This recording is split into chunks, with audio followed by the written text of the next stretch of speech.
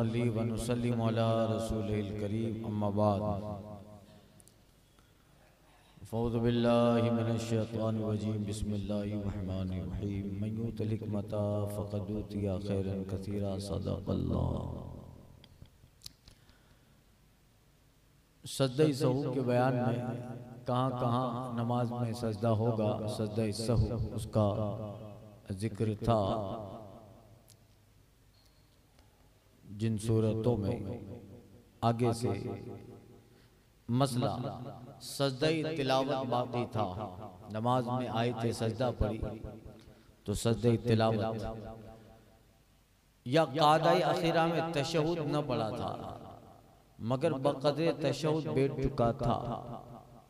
और ये याद है कि सजदे तिलावत या तशहुद बाकी है मगर क़स्दन सलाम फेर दिया जानबूझकर, या सजदा साक़ित हो गया और नमाज से बाहर हो गया, नमाज फासिद न हुई कि ये तमाम अरकान अदा कर चुका है। तशहुद में भी बक़द्र तशहुद तो बैठ चुका था मगर बतर्के वाजिब मकरूह तहरी में हुई। अगर उसके जिम्मा सजदे सहू और सजदे तिलावत हैं और दोनों याद है या सिर्फ सजदे तिलावत याद है और जानबूझकर सलाम फेर दिया तो दोनों साक़ित हो गए। अगर सजदे नमाज और सजदे सहू दोनों बाकी है या सिर्फ सजदे नमाज रह गया था और सजदे नमाज याद होते हुए सलाम फेर दिया, नमाज का सजदा तो फर्ज है तो नमाज फासिद हो गई। और अगर सजदे नमाज और सजदे तिलावत दोनों बाकी थे और सलाम फेरते वक्त दोनों याद भी थे या एक जब भी नमाज इसकी फासिद हो गई, ये दोपहर के दर्स में भी मसला समझा चुका। सजदे नमाज या सजदे तिलावत बाकी था या सजदे सहू करना था और भूल के सलाम फेरा तो जब तक मस्जिद से बाहर न हुआ हो कर ले। जैसे सजदा सहू था उसको याद नहीं रहा कि सजदा सहू करना है, सलाम फेर दिया, फिर याद आएगा नमाज में तो फला चीज मेरी रह गई थी, सजदा सहू था, तो जब तक मस्जिद से बाहर न हुआ हो सजदा कर ले। और मैदान में हो तो जब तक सफों से तजावुज न हुआ हो या आगे को सजदा की जगह से न गुजरा, मस्जिद में है तब तो चलो मस्जिद से बाहर नहीं हुआ तो सजदा कर ले, मस्जिद में नहीं है तो जो सजदे की जगह है उससे अगर आगे नहीं हुआ है तो सजदा सहू बैठ कर ले, वो नमाज ही में है, वो नमाज ही में है।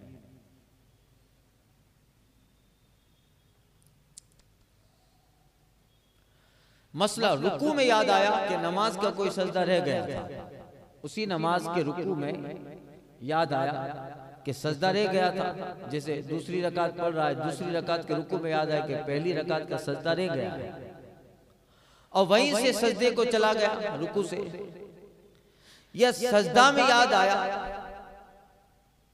और सर उठाकर वो सजदा कर लिया तो बेहतर यह कि इस रुकू और सुजूद का इआदा करे और सजदे सहू भी करे। अगर उस वक्त न किया बल्कि आखिर नमाज में किया तो इस रुकू और सुजूद का इआदा नहीं, सजदे सहू करना होगा। मसला जोहर की नमाज पढ़ रहा था, जोहर की नमाज पढ़ रहा था और ये ख्याल करके कि 4 पूरी हो गई, 2 रकात पे सलाम फेर दिया, ये ख्याल करके कि 4 हो गई, 2 पे सलाम फेर दिया तो 4 पूरी कर ले। सलाम फेरने के बाद जब याद आया 4 पूरी कर ले और सजदे सहू कर ले।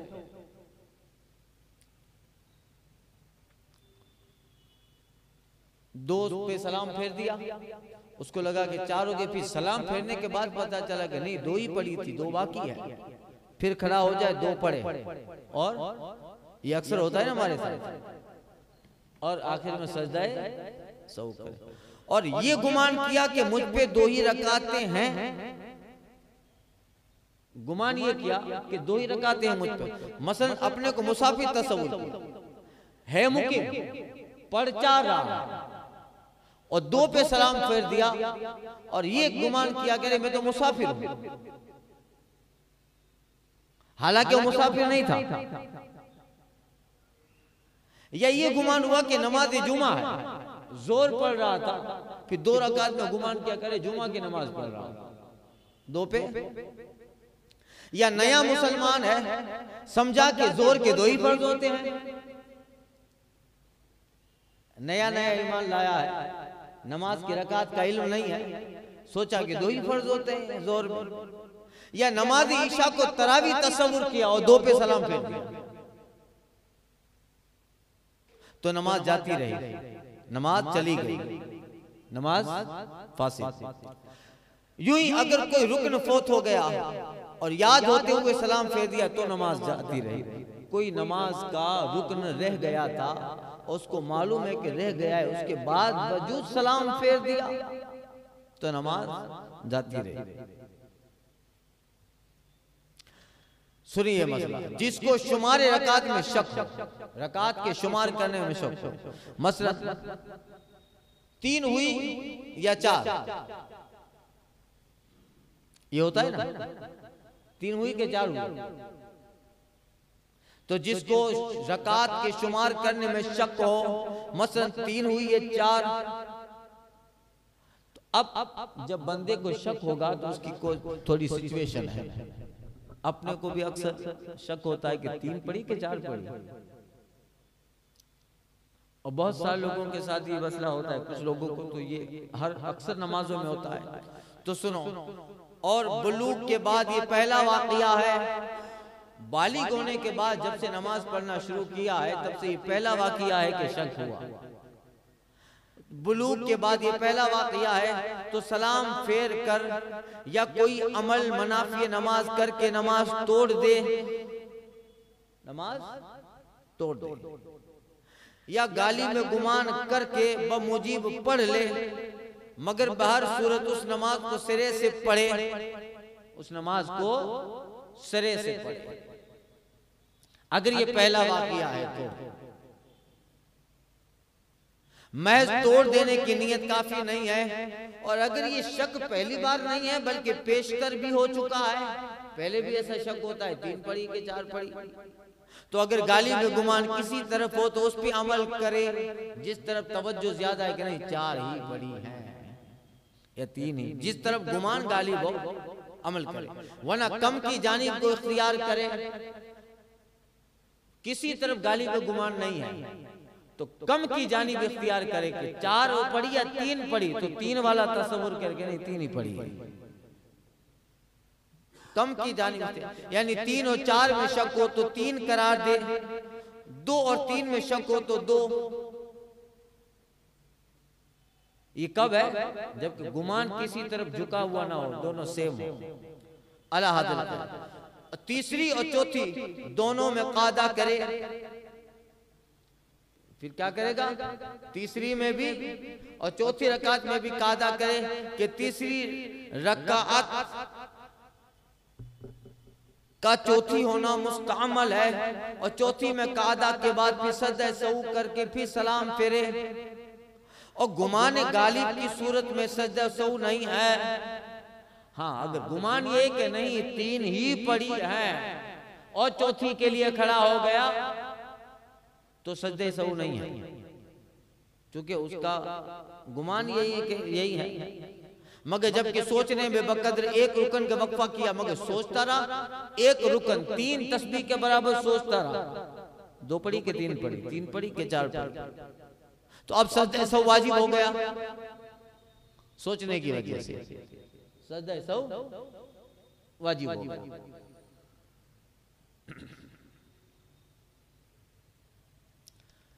मसला नमाज पूरी करने के बाद शक हुआ, ये तो नमाज का मसला था कि नमाज में शक हुआ, नमाज पूरी करने के बाद शक हुआ तो उसका कुछ एतबार नहीं, उसका कुछ एतबार नहीं। और अगर नमाज के बाद यकीन है कि कोई फर्ज रह गया, शक का एतबार नहीं, मगर यकीन है कि कोई फर्ज रह गया, कोई रकात रह गई, मगर उसमें भी शक है कि वो क्या है, कौन सा रुकन रह गया, कौन सा फर्ज नमाज का रह गया, तो फिर से पढ़ना फर्ज है, फिर से नमाज पढ़ना। रुकू रह गया, सजदा रह गया, कोई फर्ज का शक है तो फिर से पढ़े। जोहर पढ़ने के बाद एक आदिल शख्स ने खबर दी, नमाज जोहर पढ़ रहा था मसला, जोहर पढ़ने के बाद एक आदिल शख्स ने, परहेजगार ने खबर दी कि भाई 3 ही पढ़ी है तुमने। बाजू वाला कभी कभी खबर देता है ना कि आपकी 4 नहीं हुई, 3 ही हुई। तो अगर जोहर पढ़ने के बाद एक आदिल शख्स ने खबर दी कि 3 पढ़ी, तो याद आ क्या, उसकी बात मान ले, 3 ही पढ़ी। बंदा कह रहा है बाजू में बैठा हुआ, उसने काउंट किया था, तो बात मान ले, नमाज याद आ गई। अगर जो उसके ख्याल में खबर गलत हो, अगर जो इसको यकीन ना हो, अगर जो इसको मालूम है कि ये गलत कह रहा है, मगर फिर भी कहने वाला आदिल है, उसकी बात मान के याद करना पड़ेगा। समझ गए मतलब? अगर कहने वाला आदिल ना हो, दाढ़ी मुंडा हो,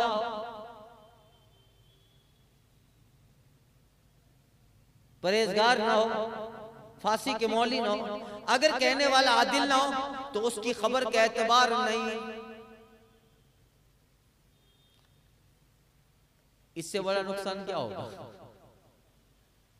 इससे बड़ा नुकसान, जबकि फिस्क की बहुत सारी किस्में हैं, झूठ भी फिस्क में है, हरामकारी करता हो, मगर एक जाहिर होता है, वो ये कि दाढ़ी नहीं रखा है, तो ये तो सबके सामने है कि फिस्क फांसी के।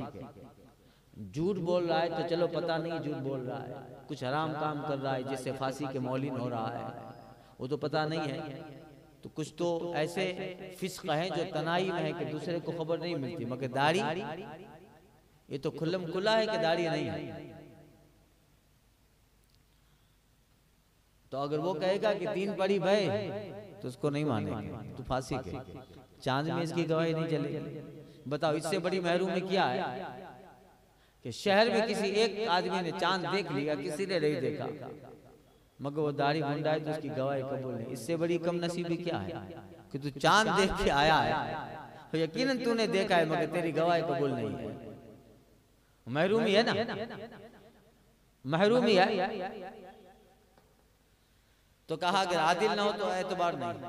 और अगर मुसल्ली को शक हुआ, नमाजी को शक हुआ, और 2 आदिल ने खबर दी, तो उनकी खबर पे अमल करना जरूरी है, उनके अमल पे, खबर पे।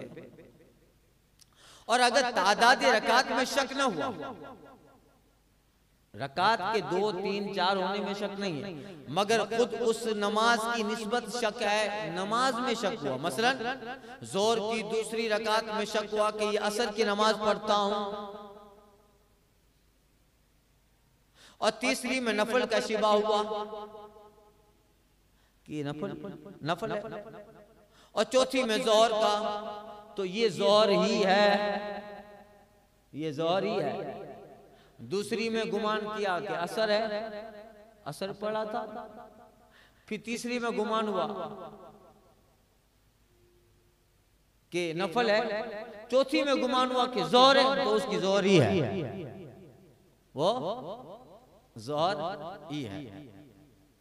तशहुद के बाद ये शक हुआ कि 3 हुई या 4, तशहुद के बाद 3 हुई या 4, और एक रुकन की कद्र खामोश रहा और सोचता रहा, फिर यकीन हो गया कि 4 हो गई, तो भी सजदा ऐसा वाजिब है, वक्फा हुआ ना सोचने में।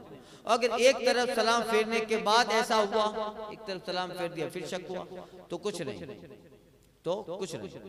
अगर उसे हदस हुआ और वुजू करने गया था कि शक वाक़ हुआ और सोचने में वुजू से कुछ देर तक रुका रहा, तो सजदा सहू वाजिब है, सजदा सहू वाजिब है।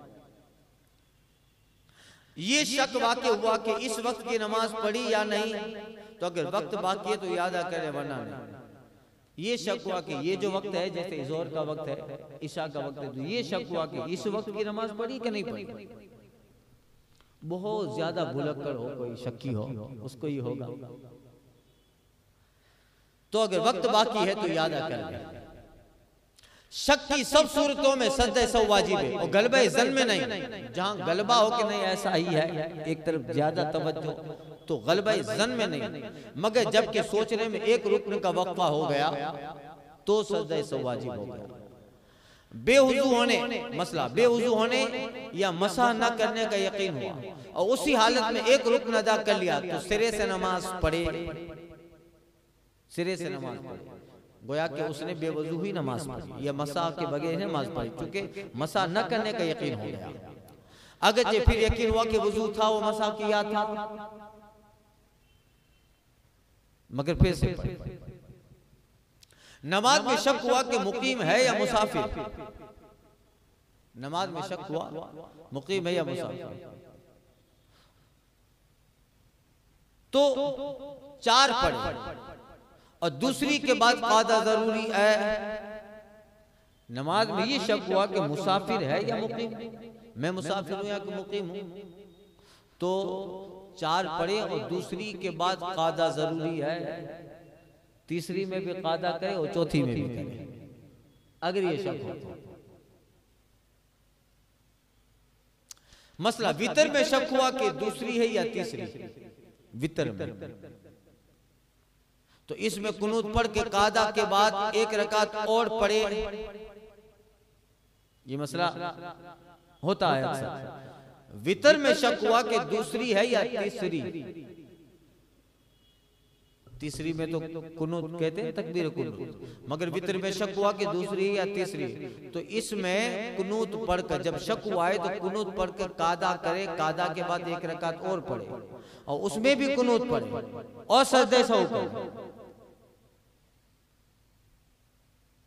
समझे मसला?